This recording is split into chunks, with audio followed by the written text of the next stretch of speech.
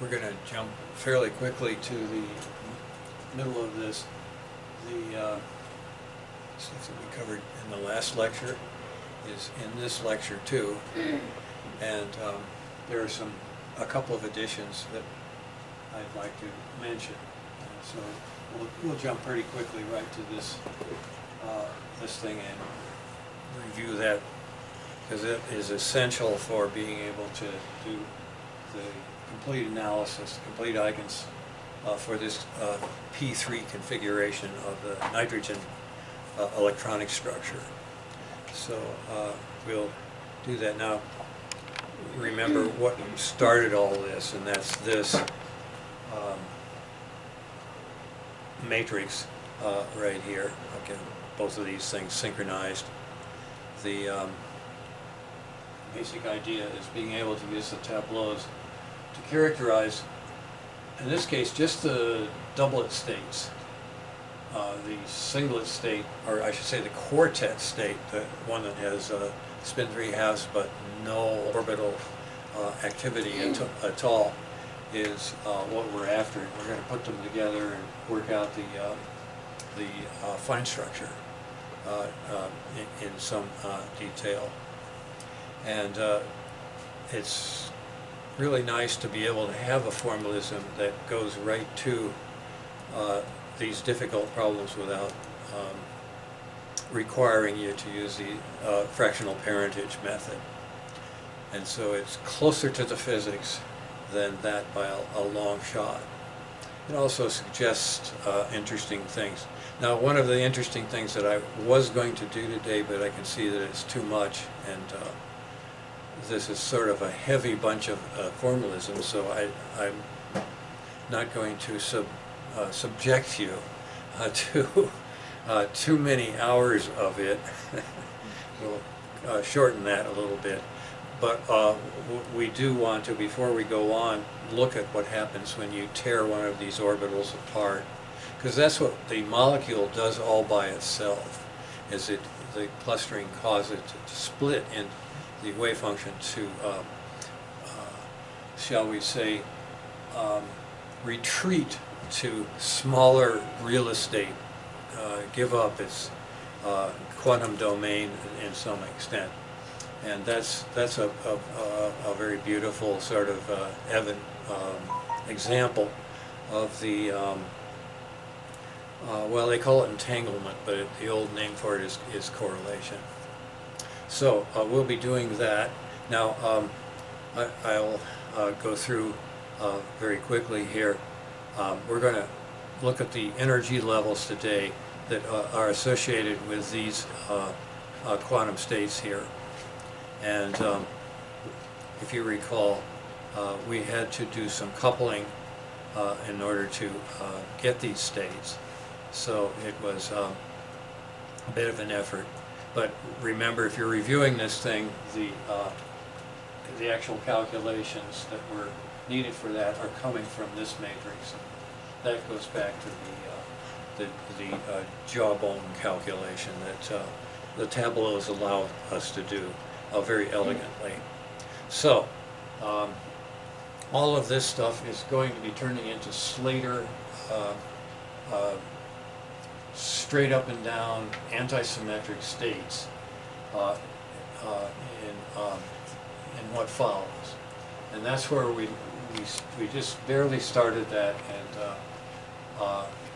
in the last lecture, and we're going to go over it again in detail so that it's really clear what you need to do in order to now the quartet, the one that has the orbit completely paired up so that it has no orbital momentum, and the spins are then free to do the most they can in this P third to the third power configuration, and that means they can make a total spin of 3/2, and that has these 4 states. So we're going to be making them into Slater coupling in just a little bit. Now, when we went to use the Klebsch-Gordon coefficients in order to collect these things in states of total J, total angular momentum of spin plus orbit. That was really the start of making the Slater. That's the first step in getting the Slater states. And the idea is that we can convert by the assembly of formula these rather enigmatic notation of a orbital collection that's very carefully symmetrized, and then a similarly symmetrized spin configuration. But you remember the actual writing of that thing out in its complete glory involves the Clebsch-Gordon coefficients of the symmetric group. So it is, even for this simple P shell, quite a mess. So the ability to avoid getting tangled in that it is really, I think, the advantage of what we're doing here that shows how this works. Now, as we went down into the angular momentum 1, orbital momentum 1, the capital P states, they became more structured. In other words, they involved all three orbital states in a very special combination that we call it the 2-1 Young tableau. And then there's another one that's its partner. But these are unitary numbers here. 1, 2, and 3 refer to the angular momentum 1, 0, and -1. Don't forget that that's going on here. Now the Clebsch-Gordon coefficients, of course, remind you of that, but they are not using that notation. So as we go down to the lower values here, and here we're already talking about an angular momentum of a half for the combination of the spin and orbit. So here J is down to a half, and that's about as far down as we need to go in order to understand the entire configuration. So right about here is where it's time to do the assembly formula, which I want to remind you about here. Now, the writing that one out, even just for two things, takes a bit of algebra. It's not trivial, and it's quite beautiful to have that collected there in a very compact way to see this. Now, one of the things that I should point out while we're just reviewing this stuff that we did last time, what I'd like to note is the actual carrying out of this assembly procedure. And that we went over, but I'm going to have to today make use of the 1, 2, 3, 4, really 5. We didn't mention this one too much. Whenever it's an opportunity to rip two boxes at once, all you get is a phase. And that phase is just -1 to the length of the first first column. How long is that? That would be 2. And then the second column of the Young tableau is mu1. I'm sorry, mu2. So just the sum of those two. In this case, this is 2, and that's 1. So you'd be getting a minus phase if you were ripping two boxes off at once. And we'll see that in just a minute here. But the other thing that I didn't mention was that if you turn both of the active spins down, in other words, if you have a situation where you have, instead of 2 ups and 1 down, but 1 up and 2 down, this table changes. You can't use the same table for those two cases. And I'll mention that as we go along here. We don't actually need to do it, but here's a case where I have 2 spins down, and you can see that the numbers are the same, but they're not in the same positions, and they have different signs. And that's crucial. If you make a mistake in the phases or the signs, you very often get a result you don't want. It won't work. So comparing these two, this is one that's worked out. And now on the next slide here, which we did not show, so we didn't show this either, but there's the A, B, and C methods being applied for each of the 9 components there. That the 1 over square root of 2 is sitting here instead of a 0. The 0 here shows up down in the lower part of that table. Okay. Just not a big difference, but it's enough difference that you would get the wrong answer if you don't realize this.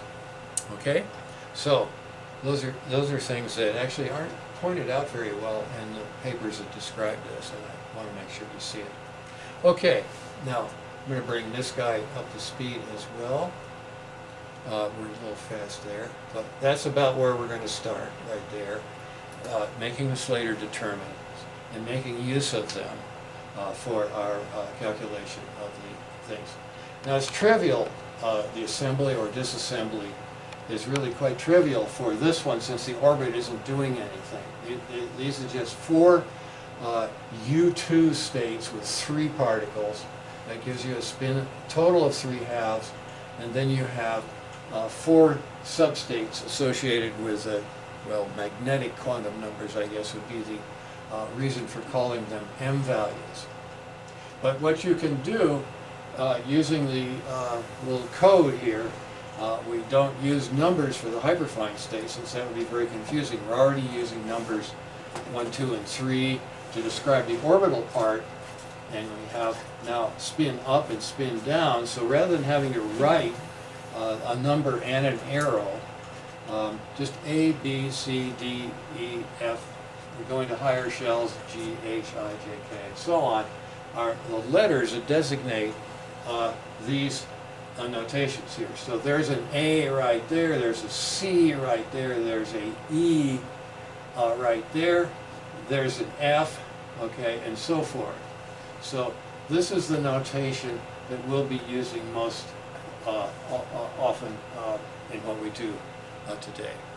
Okay? So and I'll color them usually in blue. And so those are the states that we're actually talking about here. But all of the states now are going to get that kind of labeling. And that's really quite elegant, actually, for this. And also easy to program and check. So as you go to bigger shells or go to nuclear physics or even quark physics, this sort of procedure works pretty well. Now here's a case, at least one of them, where when I tried to do a particular assembly, it gave me a 0 and said, I'm not going to use that. And this is where we're just talking now about the doublet for orbital angular momentum 2, the doublet D, uppercase D, indicating total angular momentum of exactly 2 units. And also a orbital momentum that has the Z component equal to 2 as well. This is a 1, and I mean angular momentum 1 in this case, and another angular momentum 1, and then a 0. So this one really has a Z component. That's an uppercase M value of 2. And it's being Clebsch-Gordan, well, no Clebsch-Gordan coefficient necessary here. Well, it is, it's 1, so, but you don't have to look that up. You know that there's only one state that can make that at the very top. So, and then the question is, what type of lower are you going to use? And so you have to check that out to make sure, and then also check the phase. So before we do any sort of assembly calculations, that step is really crucial. And then it is not a difficult thing to show that that is the ABC Slater designation. That's A, B, and C, the top 3 of the 6 unitary 6 states. in order. The other ones, D, E, and F, are not being used. Only state in this whole molecule where that makes sense. Okay, so far, this particular case, the most extreme high Z component state is giving us that very simple arrangement A, B, and C of the Slater. Okay, so the next stop is when we talk about not this one, which is really a state here of angular momentum 5 halves, because we're adding all the spin is maximum up and the orbit is maximum up, giving us both a total and a Z component of a spin that is adding up to 5 halves. So that's the very top of this particular Clebsch-Gordon combination that we're looking at, and then we're going to look at the next ones. Okay, and they're in there with amplitudes square root of 1/5 and square root of 4/5. So we've sort of been through some of this already, but here we go with that particular combination, and now we're going to make something that's a bit more complicated. Jumps here to having 3 terms. So the question then is, how are you going to label the 1, 1, 2, or any of the others? And in this case, this involves ripping off, when we get it down to this point, 2 boxes at once just gives you a phase, plus or minus. This particular one gave a plus. And now we have this guy here. It's just a little bit different from this guy. This one is A, B, D instead of A, B, C. So we got a 2 down instead of a 2 up in the last slot of that one. So this is something we didn't get to in the last lecture. So we're really starting the course right now. Okay? This one also has to be treated carefully. Now this one did give a phase. So this one came out because the sum of mu1 and mu2, that's what determines the phase when you rip 2 things off at once.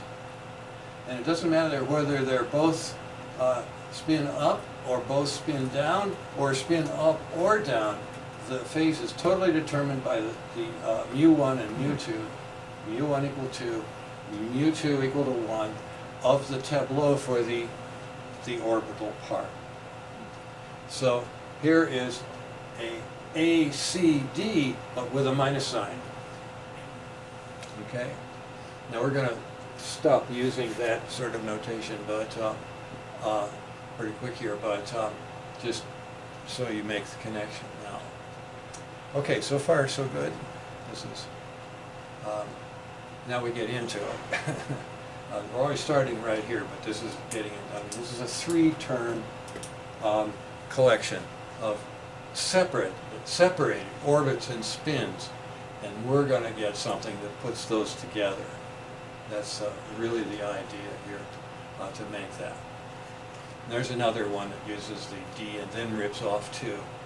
This one didn't give a negative phase because there were just 2 things here, 1 and 1. mu1 plus mu2 is 2, so that's even. Okay, well, we're going to keep up with this one on this thing because there's lots of things to compare.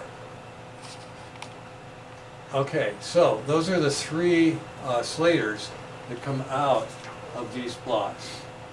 Now, that's a bit of a luxury because, as we've already seen, if I don't have repeated orbitals there very often, the result of this assembly formula is a 3x3 matrix, 2x2, or 3x3 matrix. Not just one Slater, but several Slaters in very correlated coefficients of them coming out. In this case, only one for each of the blocks, but you see this whole state is a linear combination of these 3 Slater states. Okay? But we're going to about to get one where one of these things gives 3 of its. So we'll end up with 1 plus 3 plus maybe another 3 over here. Okay, that is what this will generate for us. And we're starting to see some of it coming up very shortly here. These guys still have 2 1s and 2 2s and 2 1s, so we get to have only one Slater for each of those tableaux. But that's going to change. Now let's go take this one to that, and then we'll compare it with what we get for the next step on this thing. And that is when you use the angular momentum P, because the angular momentum P is no longer is not extremal like the G. Momentum 1, total angular momentum of the orbit, is now down to 1 instead of being highfalutin 2. So we're going to be seeing some states, not those. There's 2 1s and there's 2 2s, so I get to get by with just a single Slater. But notice a minus sign needed right there from what we had done before. So you keep using over things that you have. So here are the states that are not going to just be a single a Slater state.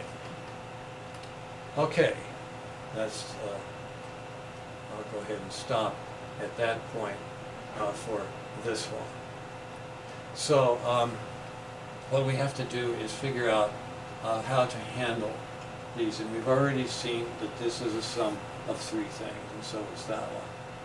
This one is single Slater, that one's single, but we've got to make sure we work correctly on these things. So here we are, just looking at these, using the A and the E procedures, noting that I only have a plus sign on this one, but this one, mu2 plus 2 plus 1 is odd, so I'm getting an extra phase on that one.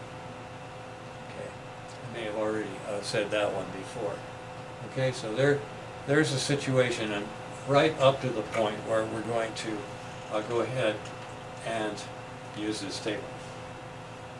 Okay, so this is the first table we looked at, and you can see what it is. It's 1 up, 2 up, and then 3 down. And then the 2 gets to be down, okay? And the 1 and 3 are up. And then the third one has the 1 orbital momentum have a down spin attached to it. And the other 2 up. So this particular tableau is a combination of not that one, that was 0, but this one minus this one. Okay, that's the state right here. Okay, so 1, 2, 3 comes out with 2 Slaters, but 1, 3, 2 has got those 3. Okay, does that make sense? So go ahead and bring us to that point on this other slide. Okay, now we're giving them the nice shorthand notation, which after a while of doing this, you get used to knowing which is which for A, B, C, D, E, and F. Okay, so here we have the guys that just gave us 1, and these guys combine just to be 2. Very similar to these 2. Well, that's kind of neat. That's a lot of times the symmetry causes that to happen. So this is actually, this particular thing reduces to just 4 terms. We had 4 terms in the broken tableau. Now they're together in a single antisymmetric pile, Slater column, I guess you could call it. And the same thing is going to happen with the spin 1/2. This is total spin 3/2. We got to do total spin 1/2 here as well. And of course, it starts out with the tableaus 1, 2, 3, 3, 2, 1. Different combinations. It's basically orthogonal combinations of this. Okay, this one involved square root of 1/3 and 2/3. That's that column right there. But this one down here is involving the orthogonal combination of square root of 2/3 first and minus the square root of 1/3. So we switch and change the sign on one of them. That's what you're getting from the Clebsch-Gordon coefficient table there. And you would get, if you went and lowered the thing with lowering operators, you could actually calculate those coefficients. But we're being lazy here. We're reading them off. Okay, cheating, as it were, with Clebsch-Gordons. The full symmetry analysis, I hope, someday will include that in the mix. But once again, for broken tableau terms, which we've got to combine. And when we do, we get the orthogonal to this. So this will check if this thing isn't orthogonal to that in terms of these Slater states, because they're supposed to be orthonormal entities with respect to each other. And we're only using 4 of the 6 possibilities.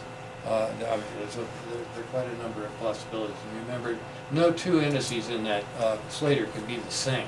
So that cuts it down quite a bit. Okay, so that's the algebra. That's the algebra that we're playing with here for these, at least up to the point of j equal half. And then that's pretty much all the way to the middle of the shell and past the middle. So we really have all the information we need. The other states are related through various conjugation relations, which I'm not going to describe right here. We'll get plenty of that with the molecular stuff. Okay, so let's take a look. Let's get sort of a pictorial view of what we have available here. And that means draw a picture of it. So I'll leave that very raw picture here, and we'll be filling this in with the some more notations. And then finally, what we need to do is do the Hamiltonian for these levels. In other words, actually be able to calculate where all of the splittings, what they do for, and we'll just do the simplest spin-orbit interaction. But there are plenty of other tensors that are waiting to get their turn. Spin other orbit, for example, all kinds of things that can happen. But we'll just do the simplest case here. Now, what I would like you to see here, first of all, is that if you use the grand unitary 6-dimension formula, you get the grand total of number of levels, and we're thinking now use 6 states, and the Powell exclusion principle says you can't use anything but totally antisymmetric states, so everything's written in columns.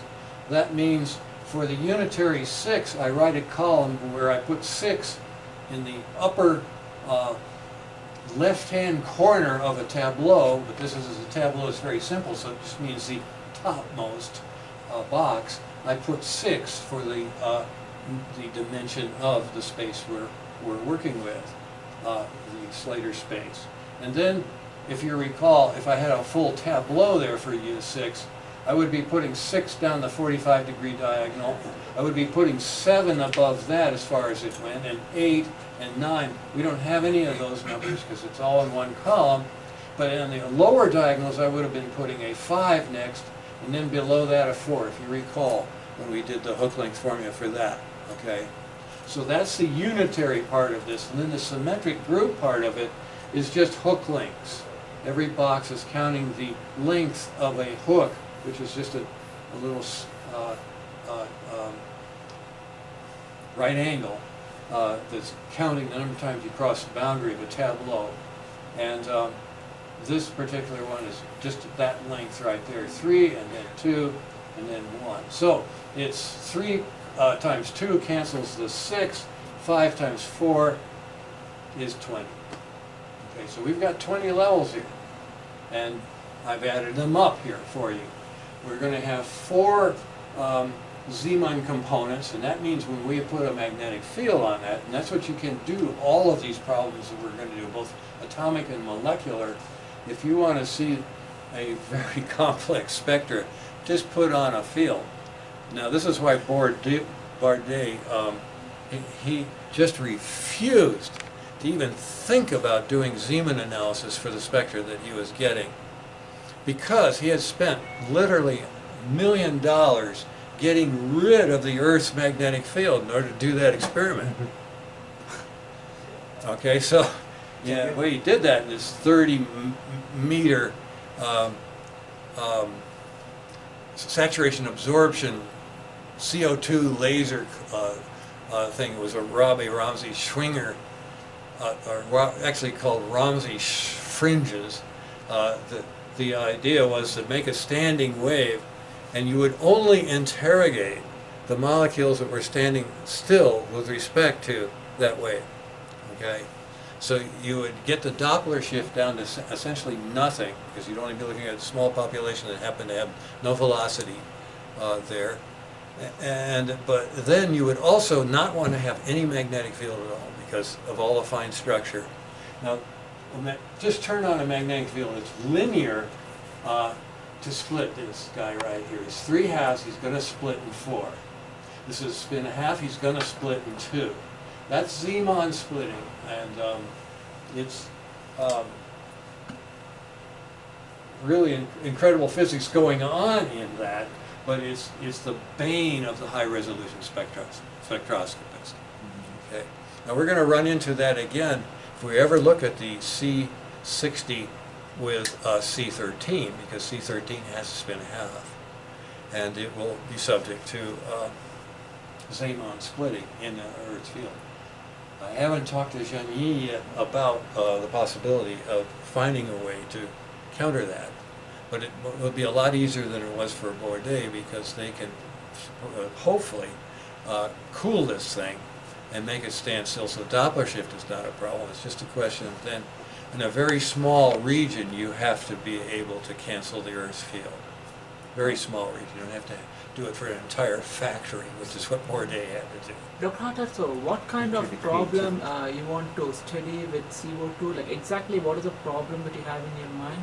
Well, what I really have in mind is seeing if we can control those spins. Okay. And it would really be amazing if you could pump all of the spins to, say, up, so that you would actually have a total nuclear spin here of 30. That's amazing. A nuclear spin of 30. You know, pump them all to so they're in a particular direction, and that's where you would use a magnetic field to do that. So what kind of experiments you would like the group in Jilla to perform? Like, do you have some experiments in mind? The first ones I'd like to do is just have them redo some of the old spectra, such as CF4. Okay. In other words, do something that's not going to hurt their optics. Okay. Right? Do that first, just to see if you can cool and trap something like Freon. CF4 is Freon. It's Freon 14, it's called. There are many Freons, right? They're air conditioning terminology, right? So, but this will not hurt your optics. Fluorine doesn't react. So typically when they do experiments involving molecules, so obviously they're going to put an ensemble of molecules in a chamber, right? That's how, nobody does with a single molecule. Just like people throw a bunch of ensemble of atoms in a chamber and then try to shine light and... That's the way spectroscopy has been done, gas phase. So I was just wondering, I'm just trying to think loud, maybe I might be completely wrong, it might be a stupid comment, but instead of, just like when you deal with an ensemble of atoms, you don't worry about the operator for each atom. Instead, you define an operator for you pretend the you ensemble. Only have one atom. A big macroscopic system. You only have one. Just one, and define the operator for the whole ensemble, and then you define the standard commutation relations, derive the equations of motion. And you hope collisions don't hurt you. Yeah, exactly. So that all kinds of things like your that. analysis model, your equations are tractable. You can solve them analytically under certain approximations and try to understand what is happening. Pretty much. So can we do the same thing for a molecular system where you have an ensemble of molecules? So I think what Jenny has in mind is reproducing some of the atomic spectroscopy experiments, which are equivalent to dealing with literally one atom, right? And you pump it, and you actually see one atom blinking at you. I mean, that's really amazing. That's been done now for about 15 years. Okay. The question is, can you do that with a molecule. Now, when they were doing it, they were making use of the atoms in the first column of the periodic chart, okay, the lithium, sodium, potassium, and those are the atoms that they've been using to make their wonderful clocks, pretty much. Were they not also using them for tracing biological systems? You said being able to watch it flash. That's a whole different ball game. Okay. Yeah. Here we're actually talking about having this thing trapped, held in a trap, and then very weak trap weak enough that you can see the spectra, and then the spectroscopy is done with a frequency comb. That's this whole thing is really cool, and I mean cold, but also really cool in the sense that they can do some really amazing things. So a lot of this is still pie in the sky. But has anybody developed such a simplified model for a molecular model where they define an operator for an ensemble, for a group of molecules for an ensemble, and then try to solve the equations and get some... Well, you're talking about master equations for... Oh, no, you can just just define... just like you define energy. the operators for the atom along the same lines as your angular would momentum include spin operators. Translation, right. Oh no, like you No define the translation? you define the atomic operators using polymatrices, right? You exploit the Okay. quantum theory of angular momentum to Mhm. define the atomic operators, and they satisfy the angular momentum algebra, so that you know how the Heisenberg equation of motion would look like, and then you can solve them because these equations are well studied. So similarly, can you define operators of the states for an ensemble of molecules along the same lines as... Our ensembles are ensembles of one, Okay. right? Essentially, I mean, you're making that approximation. But then you're hoping in almost all the old experiments that you have a lot more than one, because you aren't going to get much of an absorption spectra unless you have a pretty good population, right? But still, the analysis that's done, even for the very high resolution spectra, is one molecule at a time. The fact that the others are there is not influencing the results noticeably. Now, You're looking so deep, you used to don't be- want anything else. used to be, if you look at all of the spectrates on the back wall there, you'll see a Boltzmann distribution, right? Those are done at room temperature or close to it. Maybe half of room temperature, right, 150 Kelvin, at the lowest. We're going to be going below that in order to do the buckyball, simply because we don't want all the vibrations going at once. That's really a complicated situation. Okay, let's see if there's anything else here that I should point out. Well, let's do the, this is the grand total formula, but there's lots of other formulas I just want to remind you of before we actually make the Hamiltonian of this thing. The U2 dimension, okay? This is where I put a 2 in the corner there.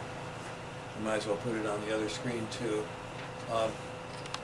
I put a 2 in the upper corner of the unitary tableau. Then I put a 3 next to it. That's one step up, and then one step down. Okay, and then I put here the hook length formula. Okay, so that's the U2 dimension that we're interested in for the ones that have the little 2 here. Okay, that's what we mean by the doublet. The doublet is a spin doublet from U2 spin. Okay, that's the simplest unitary tableau formula for dimension. Okay, now U3 is also involved here. Okay, because we have a p electron, orbital electron, angular momentum 1 electron. That's 3 states, so U3 a dimension. I put a 3 once again in the corner here, and then go up to 4 and down to 2. and divide by the hook length of that tableau. Okay, so I've got 8 times 2 making the states that you see here. First of all, the U2 associated with the spin here, but first of all, the dimension 8, there are 8 orbital states involved with the this collection of P and D. Okay, so I got 3 plus 5 is 8 times 2 gives me a total of 16 levels right here. So this one's coming out with spin 3/2, so there's 4 for it, then there's 2 for that, that makes 6. That's just off of this guy right here, and then the other side of the U3 thing is 5, also times 2, which is 10. That's the 6 and the 4, but spin 5/2 and spin 3/2. So you see there's a lot of ways to count up the states for, in this case, just the doublet. Okay, this guy down here, the one that has the, I think I go ahead here, the U2 dimension for that tableau, okay, again, 2, up 1, so 2 times 3 times 4 divided by hook length, which is again 1, 2, 3 now horizontally. The 3 and the 2 cancel and give us the quartet, okay, the number 4 right there, that number 4, that number 4, okay. So just to remind you of the role of these various groups here, U2, U3, and then the product of 3 and 2 is U6. That's the grand total right here. It's adding up these 16 and these 4 to make the 20. Clear? Many ways to look at it. We'll go over it again if you want. What is the 34 to 31 1? I don't understand how that equals. Oh, okay. Remember the rule that, I mean, these are the magic formulas, right? Remember? Okay. These are, I should have probably made a slide just for that.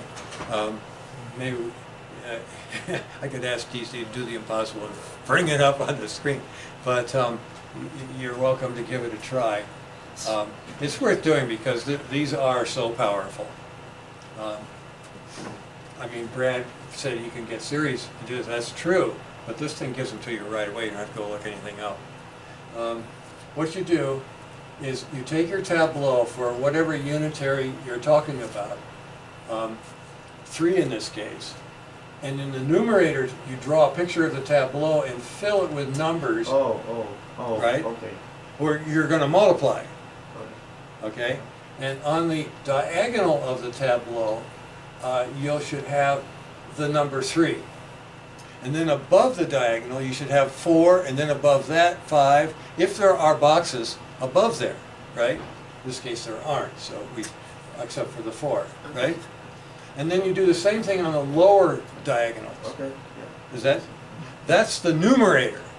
Then the denominator is the SN hook formula, which you just put the hook lengths of every box. I don't know if you remember what that was. If he brings it up, Like D minus 1 divided by D, if D is in this way, is in, and D plus 1 divided by 2, something like that. Yeah, you count the number of streets you have to cross to go on one of those zigzags.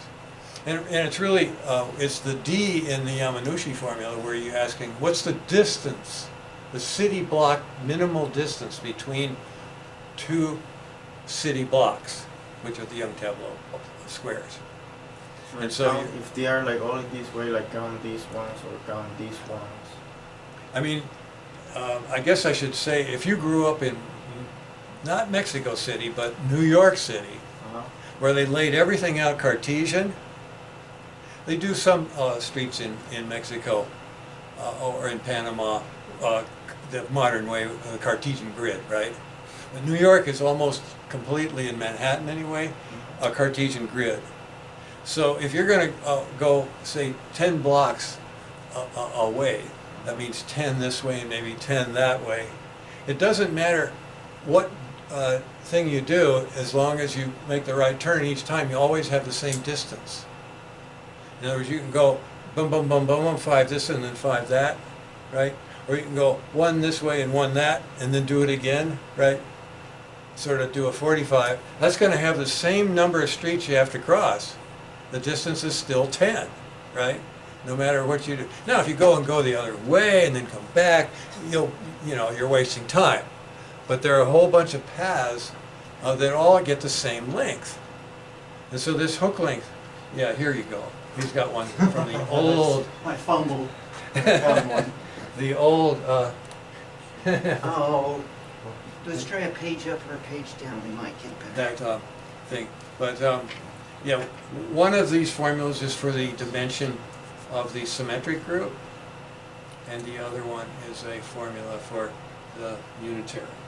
Okay. Yeah, you're right. That's it being used. You like the. It doesn't matter how many zigzags yeah, you it do. doesn't Same matter. distance, Uh-huh. right? Absolutely Yeah. the same.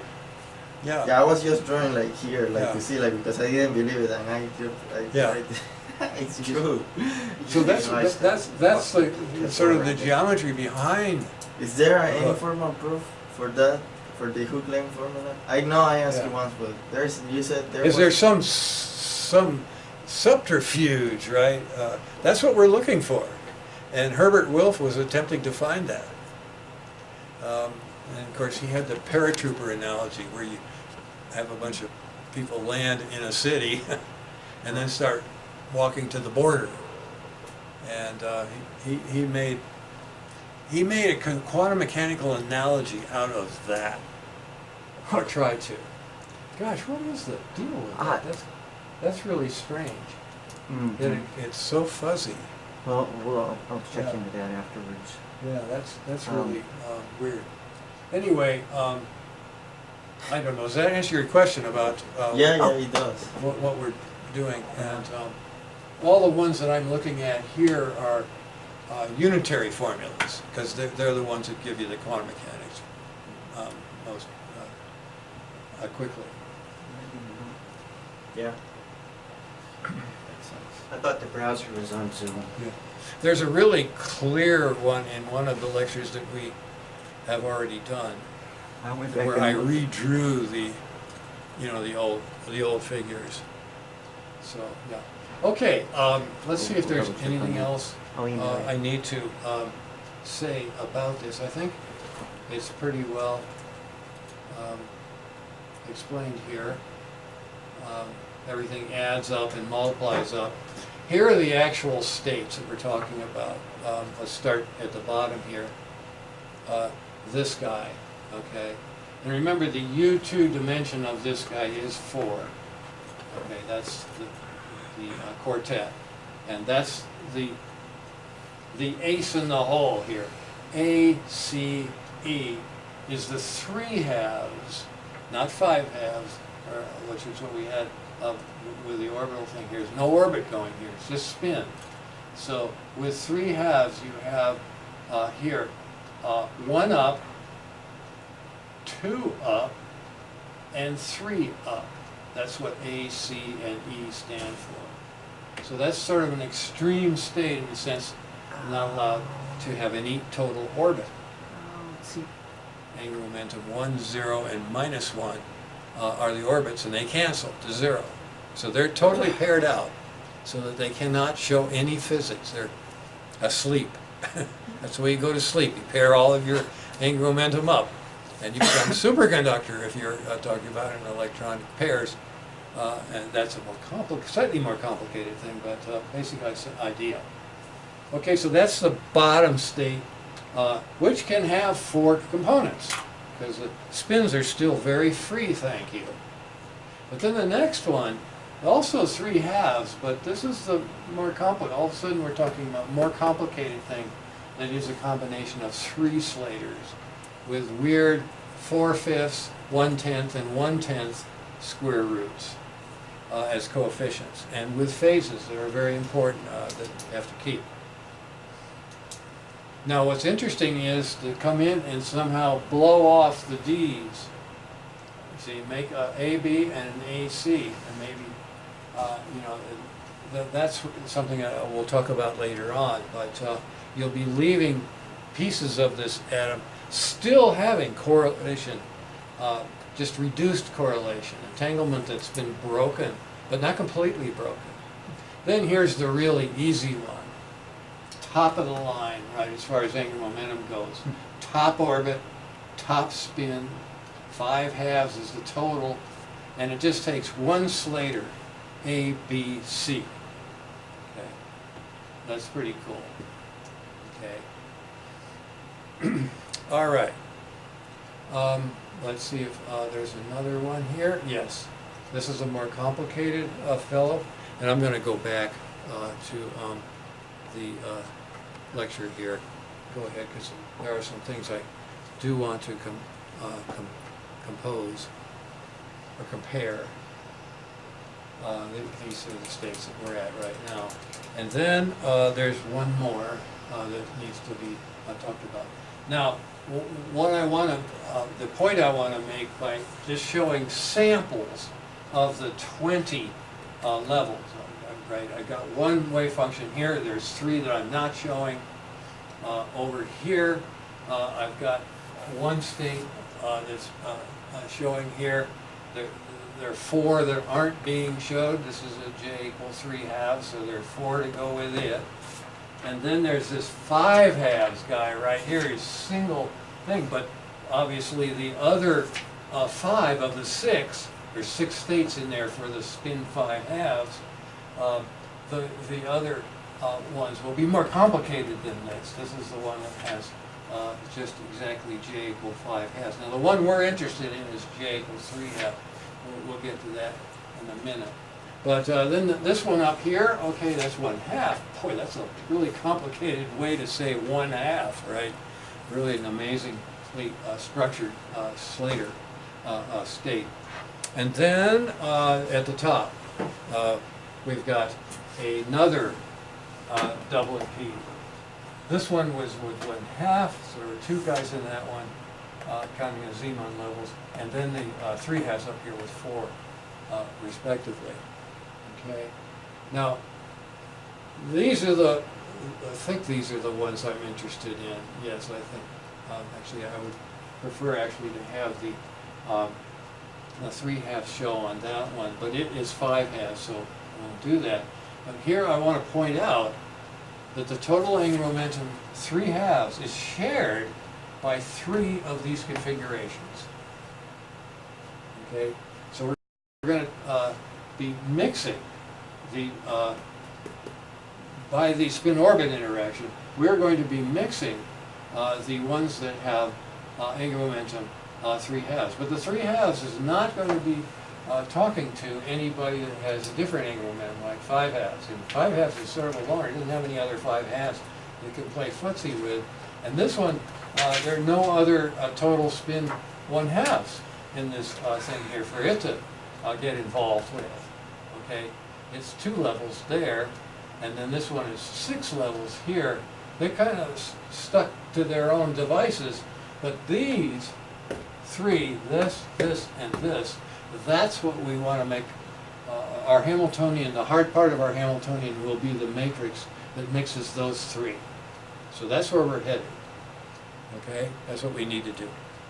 All right, and then we need to look again at it with some other operators and see if we can make a level correlation. You know that this problem deserves that. You know, it's that diagram should be a chart as you vary the electrostatic repulsion of the electrons and the spin orbit. Just that's the basic 2 things, and then you want to add some other stuff like an outside field, verboten, right?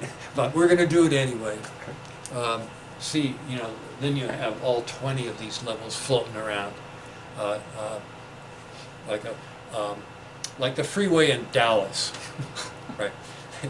The spaghetti machine, I call it, or whatever. Yeah. Oh, Right. constantly. And LA has them too, right? But this Dallas did, like Texas always does it, in a big way. Okay, so let's get busy on the spin orbit Hamiltonian, get that done in the next 20 or so minutes, and we're not going to, as I said, try to belabor things too much here. I'll go ahead and leave that up there for the time being. I think we could get by. Let's remind ourselves of the Hamiltonian parts that we're going to be needing here. And for our use, we're only going to need the rank 1, but rank 1 for both sides of the story here. That is rank 1 for the orbit and rank 1 for the spin.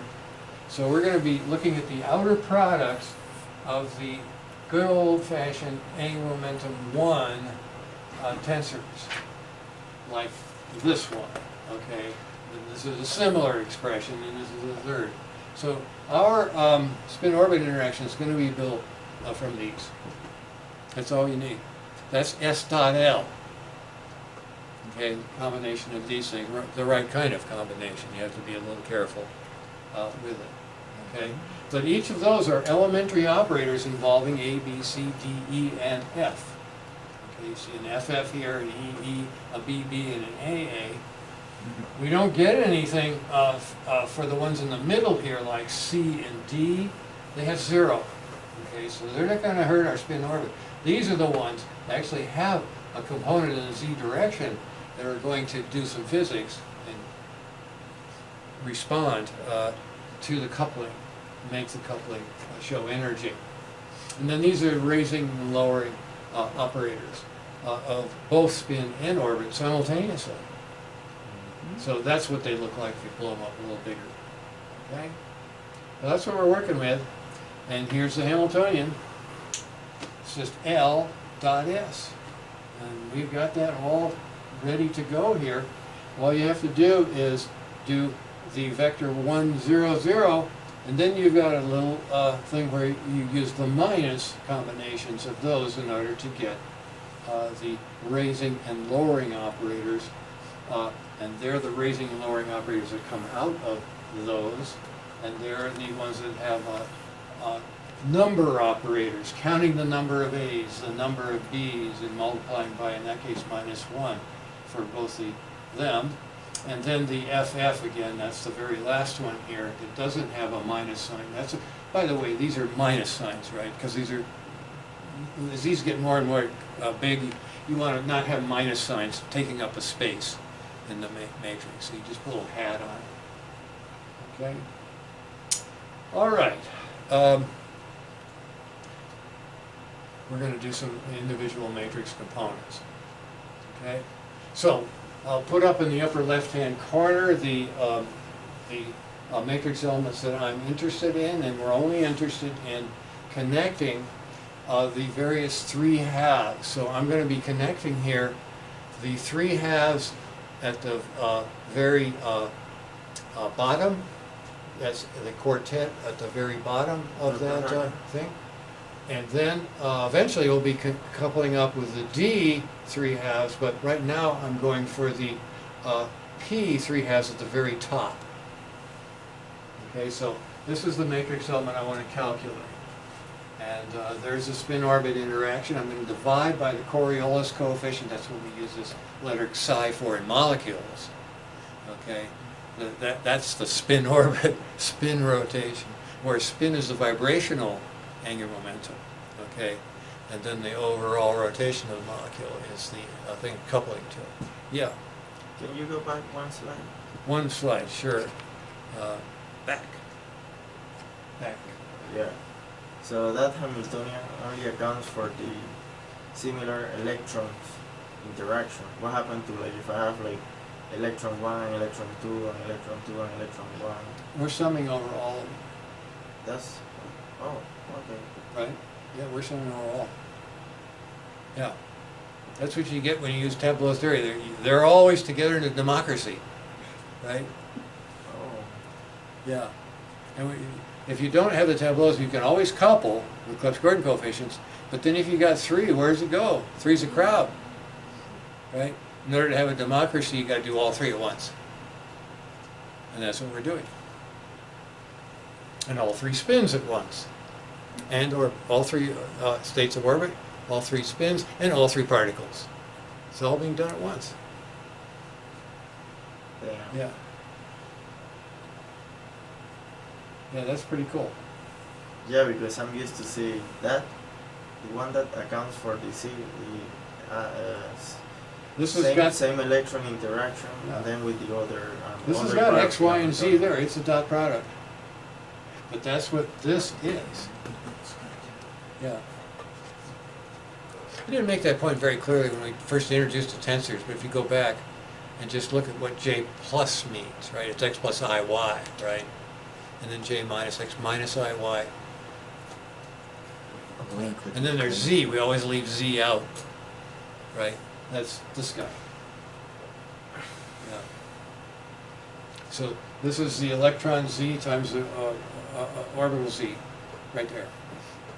And then these guys are doing X and Y in their way, right? Does that answer what you're Yeah, after? yeah. Now that's worth going back and checking it. Go back to one particle, right? And see how we do that.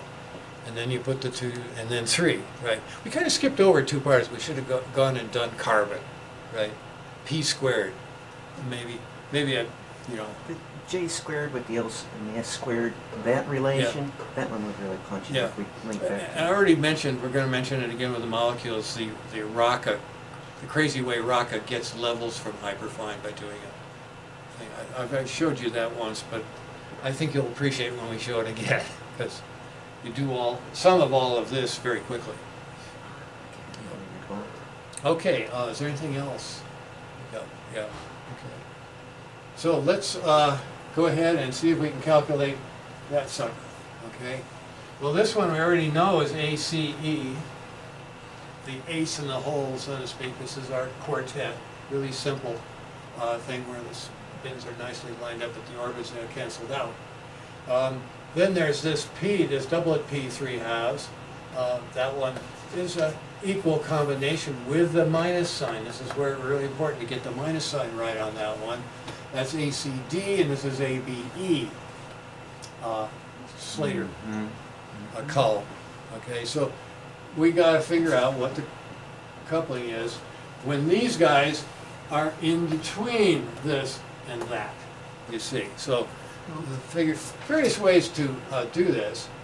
Now, first we work with the operators that are number operators. That means diagonal ENN part, okay? Because they're really easy to calculate. This guy right here, but it gives 0. It has to.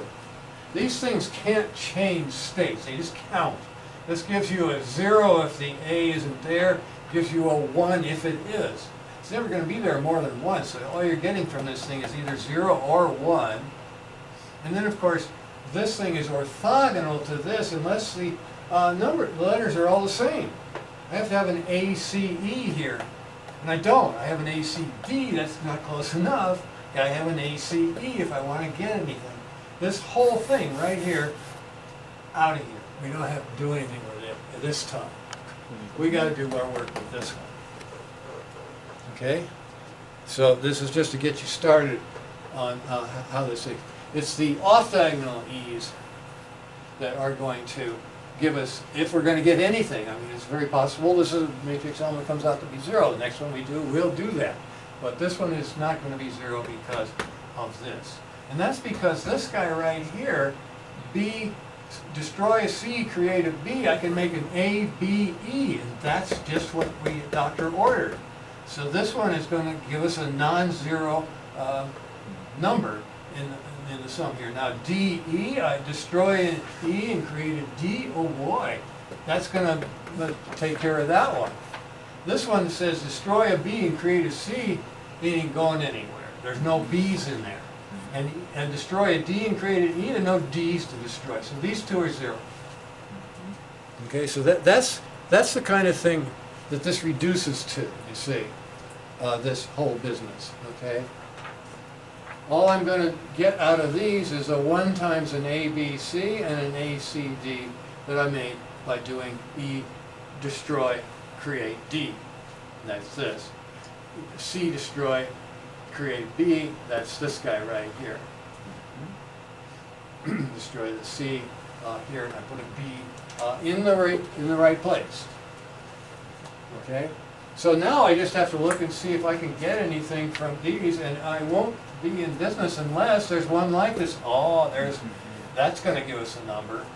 That's not, but that and that is. So we're done. We're essentially done. We just have to put these. Now this is a whole bunch of slaters. You'd want to make a little matrix like this, where these got this one with this one gives me a 1. This one with this one gives me nothing. This one with that one gives me a 1. So what I'm seeing here is a 1 plus 1, and then I got a minus a half of that. Okay? So that gives us a grand total, and we don't have any of this, so that's the answer, minus 1. Okay, for this particular matrix element. Does that make sense? Okay, so these are simple to set up, and I think I could probably do a little bit more efficient job of this thing, just using the slaters themselves, but that's okay. Now let's go for, let's forget about all the stuff that we did with the doublet P. Let's take on the doublet D and see how it overlaps with the quartet. We'll use the same, we'll use the same thing for the, since we had the quartet, this is going to be a quartet that we work with. But the problem will be that we have to make sure that the matrix elements of both of these things are counted properly. So that's what it looks like in old-fashioned notation. This is what it looks like in the nice Slater tableau that we're working with here. So here's what it boils down to. And there's no chance for the diagonal guys, the number operators, to give us anything, because this thing is just not like anything here. So I know I'm not going to have any of this stuff here. That gives 0 again. And then the next example we do, it doesn't, but this time it does again. And now it turns out, even though I'm getting matrix elements, I'm getting 0 for the total. So this one comes out to a big fat 0. Okay? Now there's some symmetry here. You could have predicted that. But that's not trivial. Okay, now we're going for sort of the big time. We're looking at the 3-half state with the doublet this time instead of the quartet, and we're going for the big D, the biggest of the 3 halves. Okay, and it's got lots of nice slaters lined up there. And this time, the diagonal part is not identically 0. You can see very clearly that there's an ACD here that would just love to get in bed with this one. Right? And then there's an ABE also. Has its eye on sweet little AB on the other side of the river. Okay? This guy's kind of out in the cold. That's not going to do anything. But we do need these matrix elements. Okay? So, diagonal part. It changes the ket. Each individual one does not change the thing that it was looking at, but by having this minus sign here, it changes the ket. It's a completely new ket after you get done doing that. Okay, so what you do here, I'm just writing it out in all its gory detail. EA can go in there and count that one and that one, right? And then BB can go in there and count this one, and this one can go in there and count it as well. Okay? So that's what we're dealing with. Well, those are just number operators, those E's, so you get this. But then, look, all it did was produce something we already had. So it just came out to be an ACD minus an ABE, where it went in being an ACD plus ABE. Okay? So even though they're diagonal-like operators, they're not behaving that way. They're giving us a new state. Okay? Okay? Now these things, these other guys here, they're not here right now, but the off-diagonal guys here, their business is to change the state. And they'll do it individually. These won't do it individually, but when you have something that's shall we say, entangled, they get to change it. They will be changers quite often. We weren't in the last example, but they are in this one. Okay? So next, we got a very non-zero contribution here from the diagonal guys. The guys that supposedly are diagonal, but of course they're only diagonal for single particles, not for multiple. Okay, so I've got to go ahead and calculate what I will be getting here. I mean, I've already worked this thing out, so that's what I'm going to be placing right here. Okay, and that adds up pretty nicely. Okay, it comes out to be just minus square root of 120 because of the 4/5 and 1/10 and all of that kind of stuff boils down to a matrix sum. So that is the contribution of this whole part of the Hamiltonian, called the scalar part, but it isn't really. It's got vector components in there. All right. So with that digression, we got a number. We can't throw that number away. It's going to play a role. Now we do the off-diagonal components. Okay. Now we take the raising and lowering operators and see what they do to this. Okay.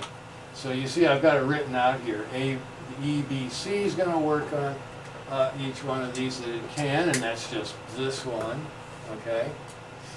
And then ECD is going to work on a couple of them. Well, actually, only one of them has a D. And then ECB, destroy a B, create a C.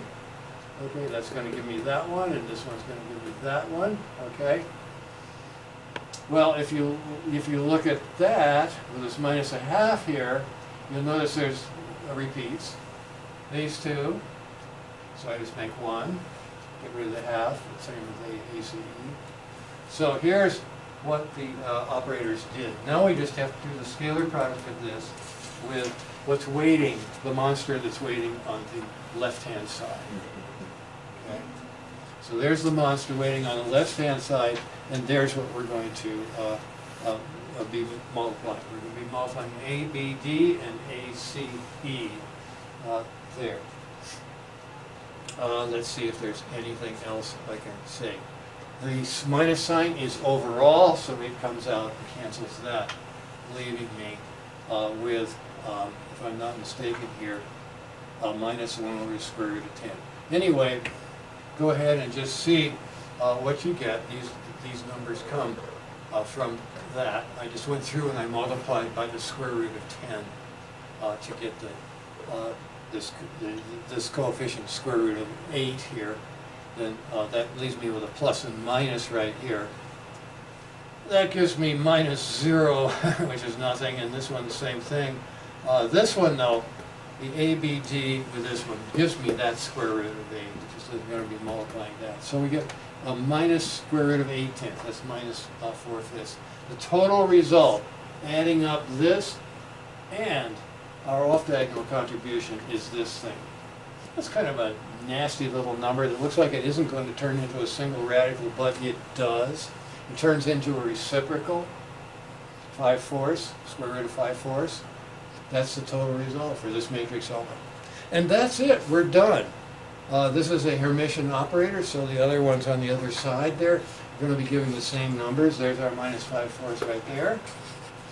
There's the minus 1 that we did first. There's the 0 that showed up. And then we didn't get anything on the diagonal. That's something you really ought to check first, and we kind of did that easily.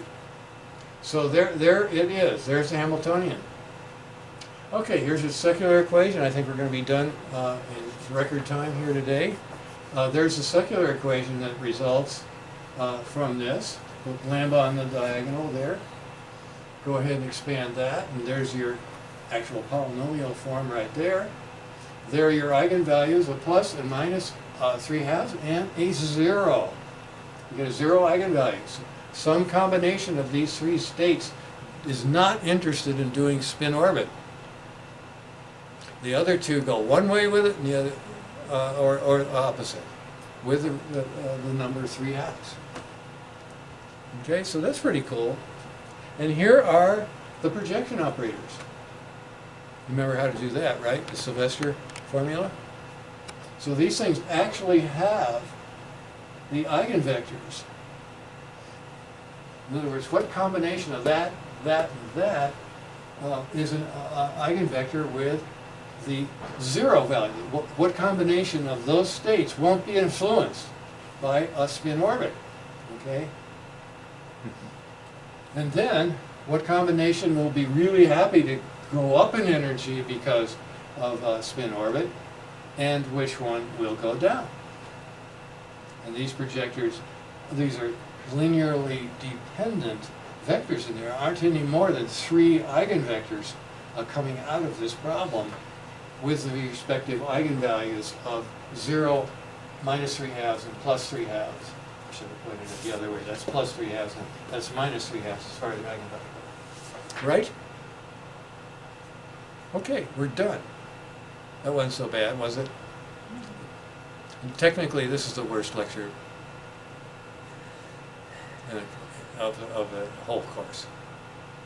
Instead of have a character count, Sure, there should be a tore symbol. my hair out because I was getting phase errors all the time on this thing. I didn't realize, you know, Dr. Harter, how badly you can screw up on the phases.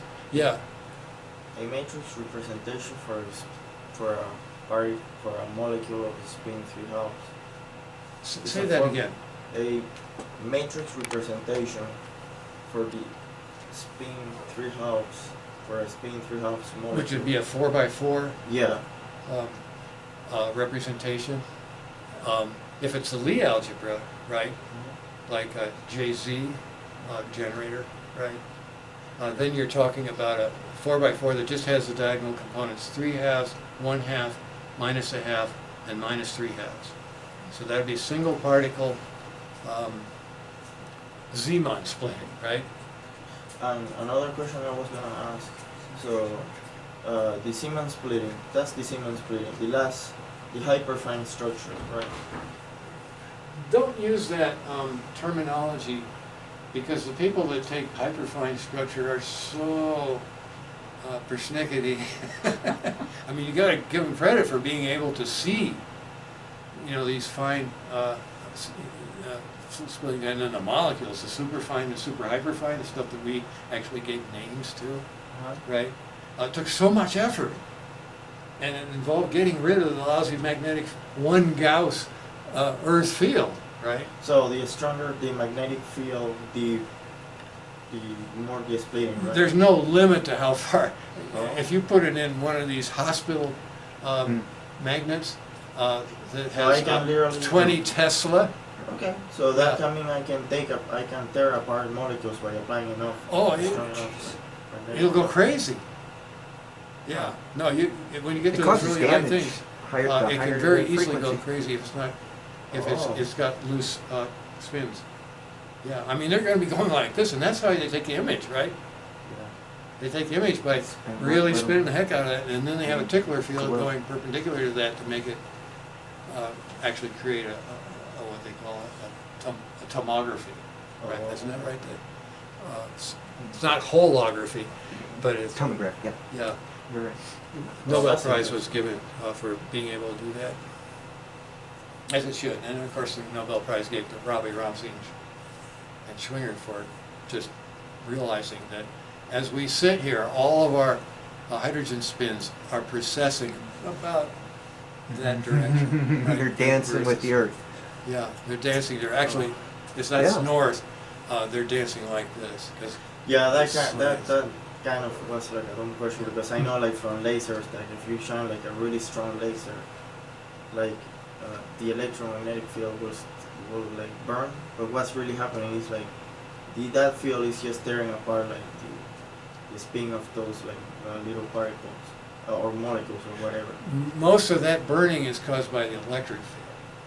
If you're thinking of, just Just like the frequency. Yeah. I actually have. Is it like reaching a resonance or I something had like a that? 1 watt laser pointer. Uh-huh. Its battery doesn't last very long. But But why that, like, is there, like, I know, like, maybe there is, like, a frequency relation between the light that is coming out of the laser and the molecules is hitting, and when it start burning, maybe there is a resonance or something like that? well, you see, remember that Damage the onset. electric dipole transitions that we talked about using this thing Uh-huh. are analogous to the dipole magnetic transitions that occur in NMR, nuclear magnetic resonance, say, Mhm. or ESR, electron spin resonance. Those are all effects of a magnetic field on something that has a magnetic moment. Okay? And electron, of course, ESR is much stronger. The electron moment is so much bigger than the magnetic moment of a nucleon, either neutron or proton. But those guys Work at a higher frequency level. are doing the same geometry that happens with the Rabi rotation, which is an abstract precession that occurs in an electric dipole transition. And that's almost all of the quantum electronics experiments are involving electronic transitions with an electric field. The magnetic field is a very small part of that particular thing, because it's down by a factor of C as far as physics goes. Right? Its effectiveness is down by C. Mm-hmm. It'll have to be a nog and a model, right?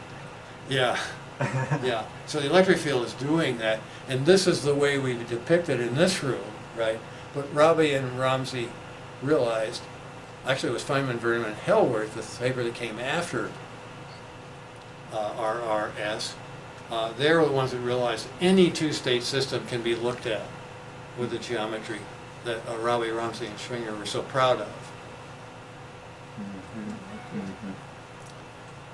Well, U3 has got a lot more things to tranks to turn, and that's what we're working with here. We have not turned the quadrupole on here at all for the magnetic side. You can. Obviously, you can do dipole-dipole, right? Throw that in. And that's a bit more challenging than what we just did. But you're certainly free to give it a try. And then, of course, turning a magnetic field on this thing causes that. And turning a big magnetic field on it just, Yeah, the you get thing lost. can begin dominating, right? The Zeeman dominates when the field gets big. Because magnetic fields that are inside the atom or the molecule are really, really weak. Can I tear apart one? Not atom? zero, but weak. So if can I do the same with an atom? Like, can I just, like, apply a strong enough magnetic field so that, like, the electron and the proton and the neutron, I mean, if it is I will do it with the hydrogen first. Yeah. Like, I will change, like, the frequencies really fast, Yeah. or something like that, and the proton and the electron, they will just, like, something like that. Some kind Well, of, like, reverse the experiments that people do Dissociation. using accelerator light, Yeah, yeah, yeah, you bet, they pull apart. Oh. yeah, it'll ionize. Oh yeah. I mean, all light sources are designed to just go up to that point, right? Oh, Right. I mean, you the guy that did the moth muscle seminar we had this Oh, year, yeah, huh? right?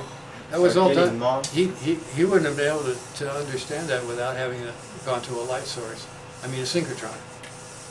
They were killing God, the you're moth. glorious. Actually, the moth was alive while it was being examined. Yeah, the moth eventually died. For a because it was little shining while. itself. Just doing its thing, right? It's tickling. This $1 trillion beam is going right through it. Dr. Harter, would you be inviting somebody from Jilla Group for a colloquium next semester? Are you planning to invite somebody from Jilla? Sure. Yeah, I hope to pursue that. Yeah, just Yeah. to. Keep it roll. Doesn't have to be John Yee. There's plenty of people there. Oh yeah, anybody give from his talk. group. Maybe he might be too busy to Or once again. Same come thing's to- true across the street is National Institute of Standards for Technology. Oh yeah. which used to be part of JILA. That was where the name came from. It came from Joint Institute for Laboratory Astrophysics. They wanted to do astrophysics effects in a laboratory that had lots of lasers, so they figured, hey, we can push this for a long time. And then it turned out that NIST didn't want to fund JILA after a while. And so they kept the name JILA, but they said you can't call it Joint Institute of Laboratory Astrophysics anymore. You just have to call it JILA. And then they have a mascot called the JILA Gorilla to remind you of this. Now it'd be good to have somebody from JILA to give us a talk on what kind of things they do and Yeah. maybe Well, you ought to go look at John Yee's Start website. that. If you Start go, it forward if you look yourself. at John Yee's What's website, you'll see it. Start the effort, the initiative yourself. Yeah. well, I can't invite. Because you're a powerful person. Yeah, you Write can it do up and propose it.